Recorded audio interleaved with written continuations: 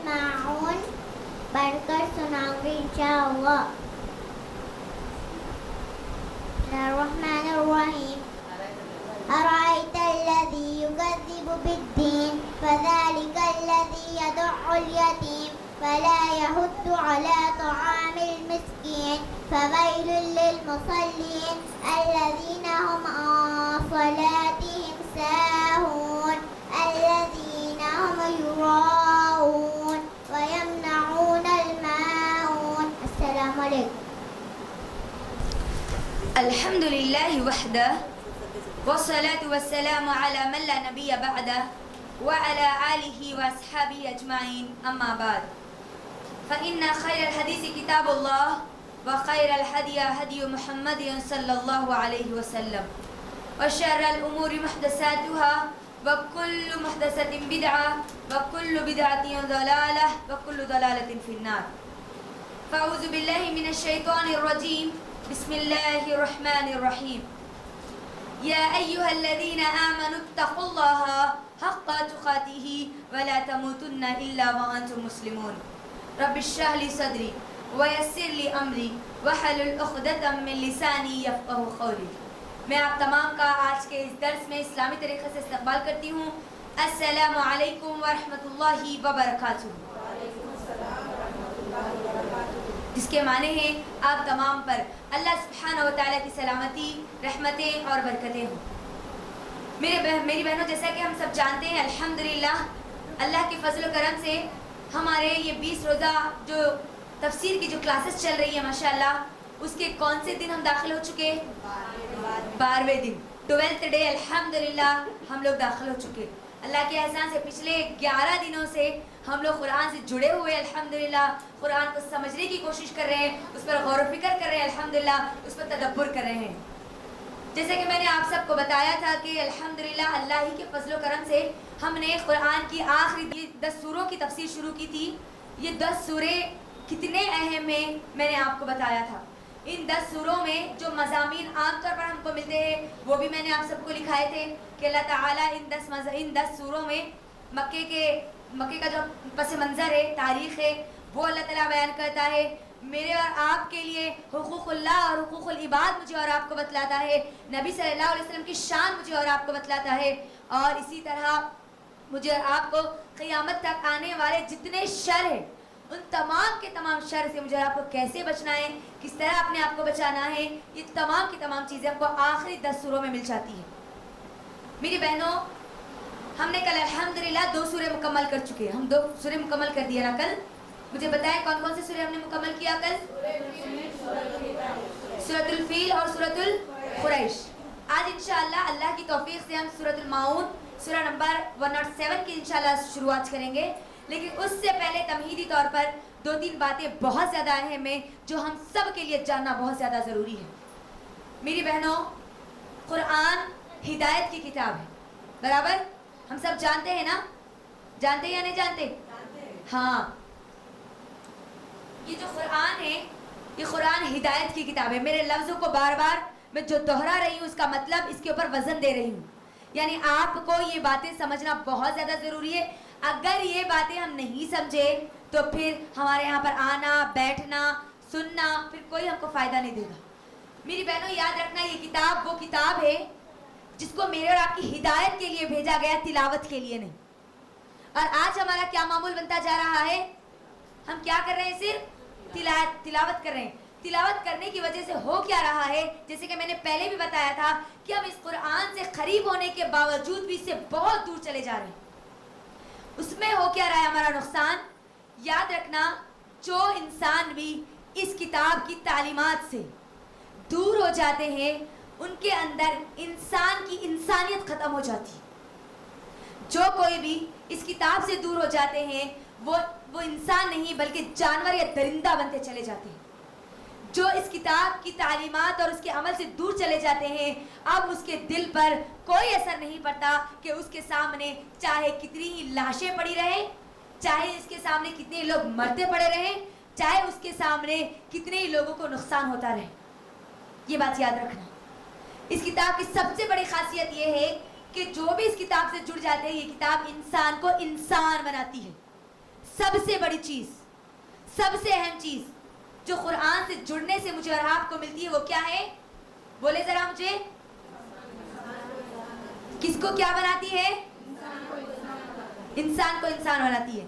اور یہ کتاب ہے جو مجھے اور آپ کو ہر ایک کو کس کو کتنے حق دینے ہیں، کتنے رائٹس کس کے کتنے ہیں، یہ مجھے اور آپ کو واحد ایک ایسی کتاب ہے جو مجھے اور آپ کو بتانے والی، ہر ایک کا حق مجھے اور آپ کو بتلاتی ہے.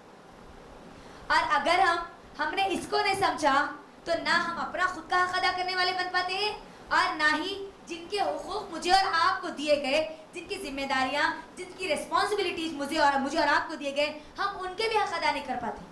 اس سے ہوتا کیا ہے؟ نہ تو ہم ہماری دنیا کو بنا پاتے ہیں، نہ ہم ہماری آخرت کو بنا پاتے ہیں. اگر ہم چاہتی ہے کہ ہم ہماری آخرت کو بنائیں، ہم انسان بنے، درندہ نہ بنے، ہم جانور نہ بنے، جانوروں سے بدتر نہ بنے، تو اس کے لیے ہر ایک کے لیے ضروری اور لازمی ہے کہ وہ قرآن کو پڑھے، ترجمے کے ساتھ پڑھے، اس کی تفسیر کے ساتھ پڑھے، سمجھتے ہوئے پڑھے، عمل کی نیت سے پڑھے. کیونکہ ہوتا کیا ہے؟ ہم قرآن کو سن لیتے ہیں، سمجھ بھی لیتے ہیں، لیکن جب عمل کے میدان میں آتے ہیں تو پھر ہماری وہ جھولی پوری خالی کی خالی ہم کو نظر آتی ہے. ہمارا پورا جو سیرت ہے، ہماری وہ سیرتوں میں، ہماری صورتوں میں تو ہم پڑھ لیتے ہیں، ہے نا، قرآن کو پڑھ لیتے ہیں، لیکن سیرت میں وہ قرآن، اس کا عمل ہم کو نظر نہیں آتا. اس سے ہوتا کیا ہے؟ پھر ہم انسان کی وہ انسانیت ہمارے اندر پیدا، بولے ذرا مجھے زور سے، نہیں کر سکتے. تو اب میری بہنوں آئیے ہمارے وہ 10 سوروں کی طرف. اس بات کو یاد رکھ لیجئے، انسان کو انسان بنانے والی یہ کتاب ہے، ورنہ اس قرآن سے دور ہوں گے، صرف طوطا مینا کی طرح اگر پڑھ لیں گے تو پھر ہمارے اندر وہ انسانیت باقی نہیں رہے گی. جیسا کہ آج ہم دیکھ رہے ہیں، پوری دنیا میں دیکھ رہے ہیں. آج بہت ساری چیزیں انشاءاللہ آج ہم دیکھیں گے جو کہ میرے اور آپ کے یقین مانیے کہ اگر آج کا آپ نے بیان سن لیا تو آپ تمام حقوق کو ادا کرنے والے بن جائیں گے انشاءاللہ، انشاءاللہ. تو اب اللہ تعالیٰ نے قرآن مجید میں مجھے اور آپ کو کچھ حقوق دیے، ہے نا. اللہ کے بھی حق ہے اور بندوں کے بھی حق ہے. ان حق کو ادا کرنے سے کیا ہوتا ہے؟ ایک تو ہماری سوسائٹی کو ہم ایک بہترین سوسائٹی بنا پاتے ہیں، ہمارے معاشرے کو ایک بہترین معاشرہ، ایک بہترین ماحول بنا پاتے ہیں. اگر ہم ہمارے حقوق کو ادا نہیں کریں گے، حق کو اگر ادا نہیں کریں گے، ہماری ذمہ داریاں جو ہمارے اوپر دی گئی ہے، اللہ نے جو ریسپانسبلٹیز ڈالی ہے، اگر وہ ریسپانسبلٹیز کو ہم پورا نہیں کریں گے، ایک تو ہوگا کیا؟ ہم ہماری پوری سوسائٹی کو برباد کرنے والے بن جائیں گے. دوسری چیز، ہمارا ایمان داؤ پر لگے گا، ہم ایمان کے درجے سے خالی ہو جائیں گے. یہ 2 بڑے نقصان ہوں گے حقوق کو ادا نہیں کرنے کی وجہ سے. یہ باتیں میری ذرا یاد رکھ لیں، کیونکہ آگے میں یہ 2 چیزیں آپ کو آگے لے کر آتی ہوں میرے بیان کے دوران انشاءاللہ. تو اب آئیے سورۃ الماعون سورہ نمبر 107 کی طرف. اس کے اندر مکمل کتنی آیتیں ہیں؟ 7 آیتیں. اس کی سمری، اس کا خلاصہ لکھ لیجئے کہ اللہ تعالیٰ اس کے اندر کیا کہتے ہیں. سب سے پہلی آیت نمبر 1 میں تو آپ کو قیامت سے جھٹلانے والوں کے بارے میں اللہ بیان کرتا ہے. آیت نمبر 2 اور 3 میں حقوق العباد اللہ تعالیٰ بیان کرتے ہیں. پھر آیت نمبر 4 سے 6 کے دوران حقوق اللہ، اللہ کے حق اللہ اس کے اندر بیان کرتا ہے. پھر اس کے بعد آیت نمبر 7 میں پھر حقوق العباد مجھے اور آپ کو یاد دلایا جاتا ہے. سمری لکھ لی آپ سب نے؟ 7 آیتیں ہیں. 7 آیتوں میں پہلے قیامت سے جھٹلانے کا ذکر ہے، اس کے بعد حقوق العباد ہے یعنی بندوں کے حق ہے، اس کے بعد حقوق اللہ، اللہ کا حق ہے، اس کے بعد پھر آیت نمبر 7 میں حقوق العباد گنائے جا رہے ہیں، یاد دلایا جا رہا ہے. تو اب میری بہنوں ایک بات ذرا یہاں پر آپ سن کے یاد رکھ لیں. حقوق اللہ اور حقوق العباد کس کو بولتے ہیں؟ ذرا بولے مجھے. ہاں، وہ حق جو ہم کو ادا کرنا ہے، اللہ کے جو حق مجھے اور آپ کو بتائے گئے، اس کو کیا بولتے ہیں؟ کیا بولتے ہیں؟ زور سے بولنا، پورے بولنا، اتنے ماشاءاللہ ہے. اگر ایک آواز یہ تو کہاں تک جاتی ہے اپنی آواز؟ نہیں. شوہر اگر بائک لے کے بھاگ رہے تھے واپس آتے، میری بیوی کی آواز بہت آ رہی بولے. بولے ذرا حقوق اللہ کس کو بولتے ہیں؟ اللہ کے حق جو مجھے اور آپ کو ادا کرنے ہیں. حقوق العباد کس کو بولتے ہیں؟ بندوں کے حق، یعنی اللہ کے بندوں کے حق جو بندوں پر اللہ نے نافذ کیے، جو ان کو ادا کرنے ہیں. اب یہاں پر جو بڑی اہم چیز ہے جو مجھے اور آپ کو یاد رکھنی ہے وہ یہ ہے کہ اگر کوئی بندہ اللہ کے حق کو اگر ادا نہیں کرتا تو ہو سکتا ہے اللہ سبحانہ و تعالی اس کو کل قیامت کے دن اپنی رحمت سے معاف کر دے. ہو سکتا ہے, وہ بھی نہیں سکتا ہے. یہ دو باتیں بھی یاد رکھنا. اگر کوئی بندہ اللہ کے حق کو ادا نہیں کرا تو اللہ چاہے تو اپنی رحمت سے اپنے حقوق جو اس نے ادا نہیں کیے اس کو معاف کر سکتا ہے, لیکن بندوں کے حق اگر ہم نے ادا نہیں کیا تو اللہ سبحانہ و تعالی ہم کو تب تک معاف نہیں کریں گے جب تک کہ بندہ بندے کو معاف نہیں کر دیتا. یہ بڑا خطرناک مرحلہ ہے. اور اللہ سبحانہ و تعالی یہ جو سورہ کی شروعات کرتے ہیں نا, بڑے خطرناک طریقے سے اس سورہ کی شروعات کرتے ہیں. اللہ اکبر. اگر آپ غور کریں گے نا تو آپ کو پتہ چلے گا اللہ سبحانہ و تعالیٰ کیا کہتے ہیں. دو چیزیں آپ کو یاد رکھنی ہے. ایک حقوق اللہ, حقوق العباد. حقوق اللہ اگر اللہ چاہے تو اللہ معاف بھی کر دے, اللہ چاہے تو اپنی رحمت سے, لیکن حقوق العباد جب تک بندہ معاف نہیں کرے گا اللہ تعالیٰ اس کو معاف نہیں کرے گا. یعنی اب بندوں کا معاملہ اتنا خطرناک ہے کہ کل قیامت کے دن تو ہر بندہ چاہے گا کہ مجھے نیکیاں ملے. کوئی بندہ کسی کو معاف نہیں کرے گا, ہے نا, سوائے اللہ جس کو توفیق دے. تو اب سوچ لینا میرے اور آپ کا ایمان خطرے میں پڑ سکتا ہے اگر میں اور آپ بندوں کے حق ادا نہ کرے, تب ایمان خطرے میں پڑ سکتا ہے. اور اسی چیز کو اللہ سبحانہ و تعالی سورہ ماؤن میں بہت اچھی طریقے سے گنا رہے, بہت خطرناک طریقے سے یہ سورہ کی شروعات ہو رہی ہے. پہلی آیت پر نظر ڈالیں کہ کیا کہتے ہیں اللہ سبحانہ و تعالی. اَرَأَيْتَ الَّذِي يُكَذِّبُ بِالدِّينِ. کیا ہے اس کا ترجمہ؟ کیا تو نے نہیں دیکھا, کیا تو نے اس کو نہیں دیکھا, کیا تم نے ان لوگوں کو نہیں دیکھا جو کس کو جھٹلاتے ہیں؟ یوم الدین. کس دن کو؟ دین کس کو کہتے ہیں؟ بدلے والا دن, قیامت کا دن, جزا اور سزا کا دن. ہم صرف فاتحہ میں پڑھتے نہیں مالک یوم الدین, جو روزے جزا کا مالک ہے, بدلے والے دن کا مالک ہے. اللہ تعالیٰ شروعات اسی سے کر رہے ہیں. کیا تو نے اس کو نہیں دیکھا؟ یہ سوال اللہ تعالیٰ کیسے کرے؟ اللہ اکبر. یعنی آگے مجھے اور آپ کو دیکھنا ہے کہ وہ صفات جو اللہ سبحانہ و تعالیٰ آگے بیان کر رہے ہیں کہیں میں اور آپ ان میں تو نہیں ہیں. کیا تو نے نہیں دیکھا ان لوگوں کو جو کس کو جھٹلاتے ہیں؟ قیامت کے دن کو جھٹلاتے. ایک ایسا مسلم ہونے کے ناطے ہمارے ایمان کا تقاضا کیا ہے؟ مجھے بولو, ایمان کے کتنے ارکان ہیں؟ کتنے ہیں؟ 6. ذرا بتائیں کتنے ہیں, کون کون سے ہیں؟ ایمان باللہ, اللہ پر ایمان, فرشتوں پر ایمان, کتابوں پر ایمان, رسولوں پر ایمان, اچھی بری تقدیر پر ایمان, یس, روزے جزا پر ایمان, آخرت کے دن پر ایمان, قیامت کے دن پر ایمان. یعنی اب مجھے اور آپ کو یہاں پر بتایا جا رہا ہے جو تم ایمان لاتی ہو نا, ایمان کا جو تقاضے ہے جو تم کو پورا کرنا ہے, اب جو باتیں آگے آ رہی ہے وہ کس سے جوڑ دی گئی؟ سیدھا تمہارے ایمان سے جوڑ دی گئی. اب وہ عادتیں, اب وہ خصلتیں, اب وہ تمام کی تمام چیزیں, جو صفات جو اللہ تعالیٰ آگے بیان کر رہا ہے ان لوگوں کے بارے میں جو قیامت کو جھٹلاتے ہیں, قیامت کا انکار کرتے ہیں, قیامت کو مانتے ہی نہیں. بظاہر وہ اپنی زبانوں سے ضرور کہتے ہیں لیکن یہ اعمال اگر ان کے اندر آ جائے تو وہ کون ہے؟ وہ کون سے لوگ ہیں جو حقیقت میں کس کو جھٹلاتے ہیں؟ ذرا بولے مجھے. قیامت کے دن کو جھٹلاتے ہیں. اب ہم اپنے آپ کو چیک کر لیں. آگے اب اللہ سبحانہ و تعالیٰ ان لوگوں کے بارے میں بول رہے ہیں جو عمل کے اعتبار سے, چاہے علمی اعتبار سے ہو چاہے عمل کے اعتبار سے ہو, یہ عادت اگر ان کے اندر آ گئی تو وہ کون؟ قیامت کو جھٹلانے والے ہیں.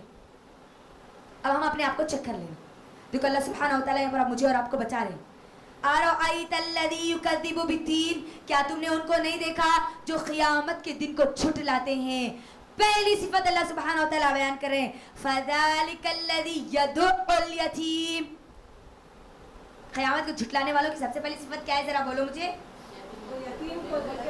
جی, یتیم کو دھکے دیتا ہے, یتیم کے حق ادا نہیں کرتا, یتیم کے ساتھ اس نے سلوک نہیں کرتا, یتیم کے حقوق کو مار لیتا ہے. یتیم. اچھا میری بہنوں دیکھو, اللہ تعالیٰ نے یہاں پر قیامت کو جھٹلانے والوں کے بارے میں بولا نا. قیامت کو کون جھٹلاتے ہیں؟ اچھا ہم نیکیاں جو کرتے ہیں, کیوں کرتے ہیں ہم نیکیاں؟ کیونکہ ہم کو اس بات کا یقین ہوتا ہے نا کہ ہم کو اس نیکیوں کا بدلہ دیا جائے گا, ہے نا. اب قیامت کو جھٹلانے والا کون ہے؟ کون ہے؟ اب اس کو کوئی اثر ہی نہیں پڑتا, چاہے گناہ کر لے چاہے کچھ بھی کر لے. चाहे वो यतीम को धक्का क्यों ना दे दे, चाहे वो यतीम का हक क्यों ना मार ले, चाहे वो यतीम के साथ बदसलूकी क्यों ना कर दे। मेरी बहनों, अब देखो अल्लाह सुब्हानहू व तआला क़यामत को झुठलाने वालों की सबसे पहली सिफत बताए, अल्लाह अकबर, एक ऐसा तबका जो मेरे और आपकी सोसाइटी में कमज़ोर होता है ना। यतीमों का तबका क्या होता है? यतीम हमारी सोसाइटी में सबसे कमज़ोर होते हैं ना, होते ही नहीं होते, सबसे कमज़ोर, वीक अगर कोई होते हैं हमारी सोसाइटी में, हमारे माशरे में, तो वो कौन होते हैं? यतीम होते हैं। और हमको ये बात जानना हमारे लिए कितना अहम है। देखो कुरान में अल्लाह सुब्हानहू व तआला और अहादीस में नबी सल्लल्लाहु अलैहि वसल्लम मुझे और आपको बहुत ज़्यादा इनके हुकूक याद दिलाते हैं। इस सूरे को यतीम सूरा भी कहा जाता है, सूरे यतीम भी कहा जाता है, इसका एक और नाम ये भी है। अल्लाह ने मुझे और आपको उभारा है यतीमों का हक अदा करने पर, यतीमों के साथ उसने सुलूक करने पर। क्यों? क्योंकि यतीम क्या होते हैं? कमज़ोर होते हैं। यतीम कमज़ोर होते हैं ना, उनके पास कोई ताकत नहीं होती, कोई पावर नहीं होता, कोई इतनी ज़्यादा दौलत नहीं होती, उनके पास रहनुमाई करने वाले उनको खुद से रहनुमाई नहीं कर सकते ना। तो यहाँ पर मुझे और आपको क्या बताया जा रहा? यतीम को धक्का देने वाले, यतीम को नुकसान पहुँचाने वाले, यतीम के साथ उसने सुलूक नहीं करने वाले, बदसलूकी करने वाले, उसके हुकूक को हड़प लेने वाले कौन है? कौन है जरा बताएं मुझे, कौन है? क़यामत को झुठलाने वाले। क़यामत को झुठलाने वाले वो कोई भी हो सकते हैं, मुसलमान, नाम नेहाद मुसलमान भी हो सकता है ना। तो अब यतीम किसको बोलते हैं मेरी बहनों, जरा बोले मुझे जी।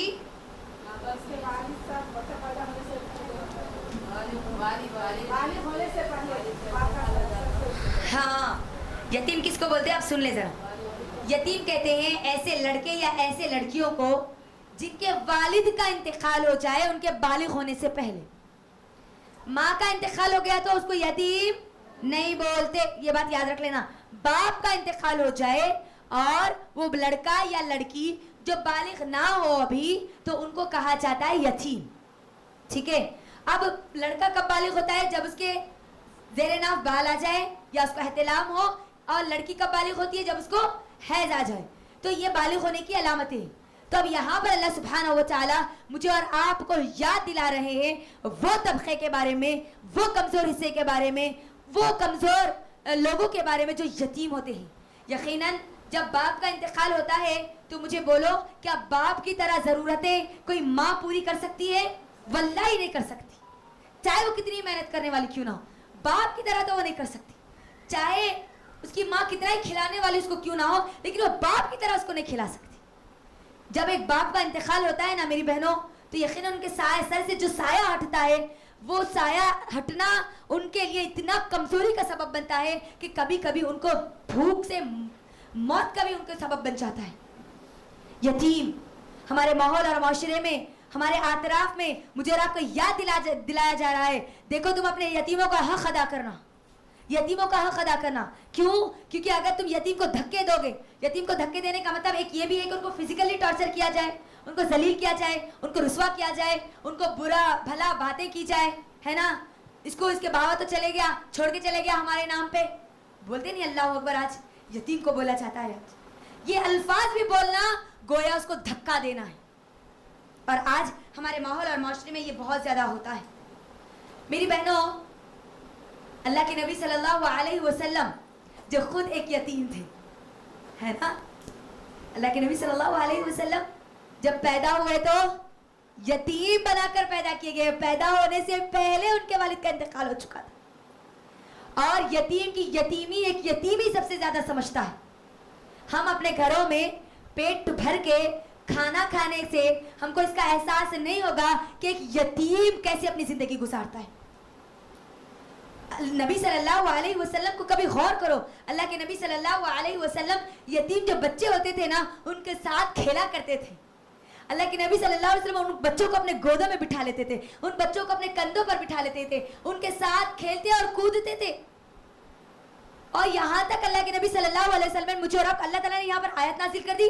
अल्लाह के नबी सल्लल्लाहु अलैहि वसल्लम के जरिए मुस्नद अहमद की हदीस, जामे तिर्मिज़ी की भी ये हदीस है, हदीस नंबर 18 और 19।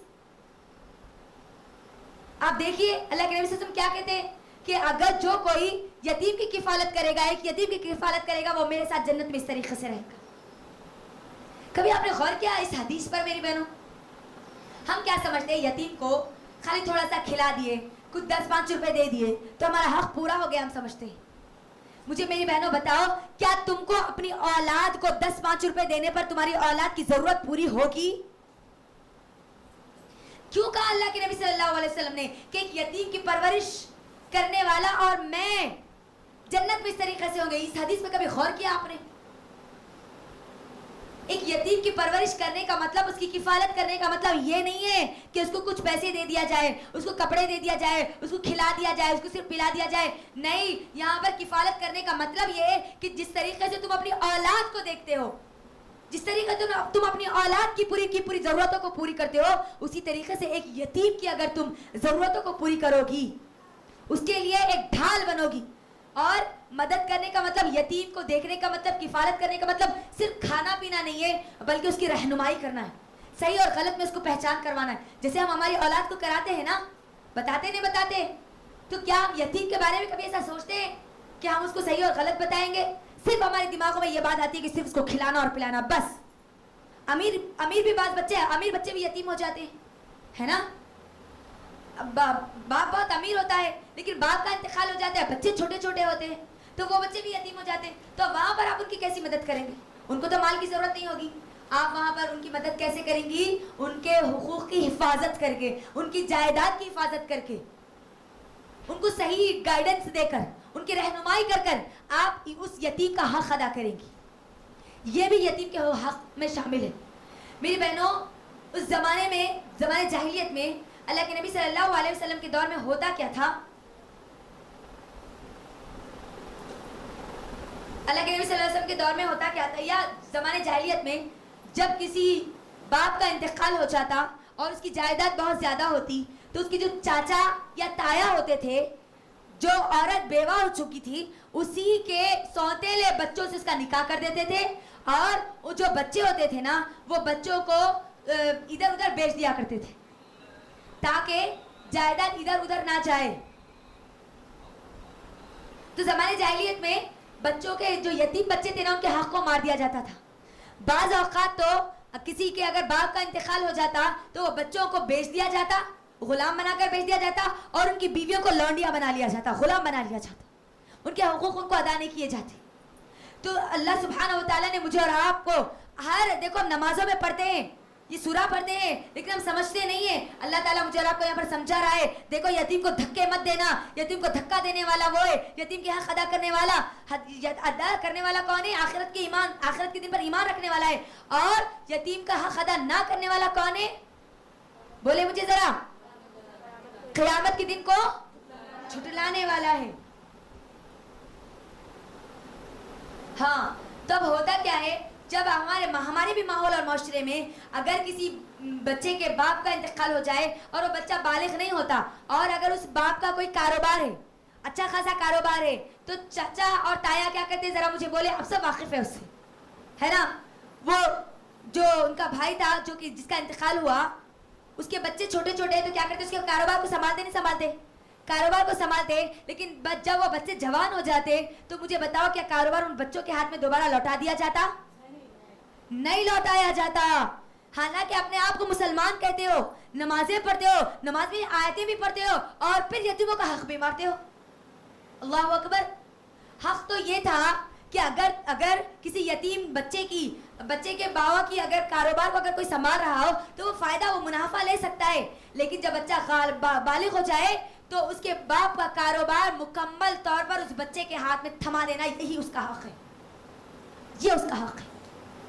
آج ہمارے ماحول اور معاشرے میں دیکھ لیجئے, کیا بولا جاتا؟ بیٹا تم بہت چھوٹے تھے, جب سے تمہارے کو دیکھ لیتے ہوئے آئے, ہے نا, آپ بڑے ہو گئے تو بڑا باوا کا کاروبار کے بارے میں باتیں کرنے لگے. اتنا تمہارے باوا کے کاروبار کو کون آگے بڑھائے؟ اب تمہارے لیے کچھ بھی نہیں, تم کھلائے پلائے پڑھائے لکھائے, کیا بھی نہیں, سب ختم ہو گیا. حق کو مار دیا جاتا ہے, حق کو مار دیا جاتا ہے, ان کے حق کو ہڑپ لیا جاتا ہے. اللہ کے نبی صلی اللہ علیہ وسلم نے فرمایا, جو یتیم کا حق مارتا ہے, سن لے کہ وہ اپنے پیٹ میں جہنم کی آگ بھر رہا ہے, جہنم کی آگ بھر رہا ہے. آج آپ دیکھیے, اپنے اطراف میں دیکھیے, کتنے یتیم بچے ہوتے ہیں. اللہ رحم کرے, اللہ رحم کرے. کئی یتیم ایسے بچے ہوتے ہیں جن کو ماں باپ کیا کرتے ہیں, جن کے ماں باپ نہیں ہوتے یا جس کے رشتے دار لوگوں کے پاس لا کر بچوں کو چھوڑ دیا جاتا ہے, وہ رشتے دار کیا کرتے ہیں, ان بچوں کو کہیں نہ کہیں ایسی ویسی جگہ لے کے جا کے چھوڑ دیتے ہیں. اسی لیے ہم دیکھتے ہیں نا میری بہنوں, مدارس میں سب سے زیادہ کون ہوتے ہیں؟ یتیم بچے ہوتے ہیں نا. میری بہنوں, ہمارا ایمان کتنا نچلے درجے پہ چلا گیا. اللہ رحم کرے, اللہ رحم کرے. 2 بھائی ہیں, ایک بھائی کا انتقال ہوتا ہے, اس کے بچے یتیم ہوتے ہیں, دوسرا بھائی موجود ہے, وہ اپنے بچوں کو کھلاتا ہے, پلاتا ہے, زبردست اسکولوں میں پڑھاتا ہے, اور یہ دوسرے بھائی کے بچوں کو لے کر جا کے مدرسوں میں ڈال دیا جاتا ہے. کیوں؟ کیونکہ ان کے باپ کا انتقال ہو چکا ہے نا. پھر وہ بچوں کے پاس وہ غریبی آتی ہے, پھر وہ بھوک سے مرتے ہیں, پیاس سے ان کو تڑپا جاتا ہے, پھر وہ کپڑوں کی کمی, وہ تمام کی تمام ضروریات کی کمی. مدرسوں میں دیکھیے کتنے بچوں کو لا کر چھوڑ دیا جاتا ہے, حالانکہ ان کا چچا زندہ ہوتا ہے, ان کی خالہ زندہ ہوتی ہے, ان کی پھوپھی زندہ ہوتی ہے, ان کے دادا یا دادی زندہ ہوتے ہیں. یتیم پر ہم کیا سمجھتے ہیں, ہمارے دوسرے یہ وہ بچوں کو جانا مدرسے میں کچھ تو بھی دے دینا, ہم یتیموں کا حق ادا کر دیا سمجھتے ہیں نا. نہیں, سن لو, سب سے زیادہ ان یتیموں کا ہمارے اوپر حق ہے جو ہمارے رشتے دار ہیں, جو ہمارے نسب کے, جو ہمارے خاندان کے. ہم ہمارے خاندان کے یتیموں کو نہیں دیکھتے, لیکن مدرسوں میں جا کر بچوں کی مدد کرتے ہیں. جبکہ حق تو کیا ہے کہ ہم ہمارے خون کے رشتے جو ہے نا ان کا حق ادا کریں, ان کا حق ادا کریں. کیا ہو گیا آج نبی صلی اللہ علیہ وسلم کی وہ حدیث ذرا یاد تو کرو کہ چچا باپ کے برابر کیوں اللہ کے نبی صلی اللہ علیہ وسلم نے بولا, کیوں کہا گیا کہ چچا باپ کے برابر ہے نا. چچا کا حق باپ کے برابر دیا گیا نہیں دیا گیا؟ دیا گیا نا. جب بچے یتیم ہو جائے نا تو چچا کا حق ہے, وہ تایا کا حق ہے کہ وہ ان کی پرورش کرے, ان کی کفالت کرے, ان کو دیکھے جس طریقے سے وہ اپنی اولاد کو دیکھتا ہے. ہم کیا کرتے ہیں, ان کو اتنا حقیر, ان کو ذلیل, ان کو اتنا نچلا بنا دیتے ہیں ہماری نظروں میں کہ وہ بچے ہمارے پاس دوبارہ آ کر رہنا پسند نہیں کرتے, مدرسوں میں رہنا پسند کرتے. آپ دیکھیے کیا یہ حالات آج ہمارے پاس نہیں ہو رہے؟ میری بہنوں ذرا یاد تو کرو, اللہ کے نبی صلی اللہ علیہ وسلم نے کیا کہا, جنت کی ضمانت دی, میں اور وہ جنت میں اس طریقے سے رہیں گے. اللہ اکبر. آپ دیکھیے جو یتیم بچے جو روڈوں پر ہوتے ہیں نا, کبھی جائیے ان کے پاس بیٹھ کے بات کیجیے, ان کو پتا چلے گا آپ کو کہ نہ جانے وہ کہاں کے ہیں اور ان کو لا کر کہیں پر چھوڑ دیا گیا. جاؤ بھیک مانگ لو, اپنی زندگی گزار لو. ہم تمہارے بابا چلے گئے, تمہاری اماں بھی اب ادھر ادھر چلی گئی, تو تم کو ہم تو نہیں دیکھ سکتے. چلے جاؤ, تم کو کدھر جانا ہے, کھا لو پی لو, روڈوں پہ سو جاؤ, فٹ پاتھ پہ زندگی گزارے. آج کئی یتیم بچے. میری بہنوں یاد رکھنا, اگر کوئی خاندان میں اگر آپ کے کوئی بچہ یتیم ہوتا ہے تو سمجھ لینا وہ آپ کی جنت کی ضمانت ہے, آپ کی جنت کی ضمانت ہے. اللہ چاہتا ہے کہ آپ جنت کو حاصل کر لیں, اسی لیے آپ کے خاندان میں یتیم پیدا کیا گیا, یتیم دیا گیا آپ کو. لیکن ہوتا کیا ہے, ہم ہماری جنت کی ضمانت کو ہمارے ہاتھوں سے کھو دیتے ہیں. آج کتنی بڑی ضمانت ہے یہ, کبھی غور کرو. اللہ کے نبی صلی اللہ علیہ وسلم نے سوائے لڑکیوں کی پرورش اور سوائے یتیم کی پرورش کے کسی کو نہیں کہا کہ جنت میں اس طریقے سے ہوں گا, ان کے ساتھ اس طریقے سے. کتنا قریب نبی صلی اللہ علیہ وسلم کے ساتھ, ان کا پڑوسی بن کے.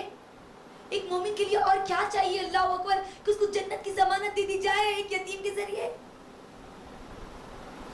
اور آج ہمارے ماحول اور معاشرے میں دیکھیے یتیم کے ساتھ کیا سلوک ہوتا ہے.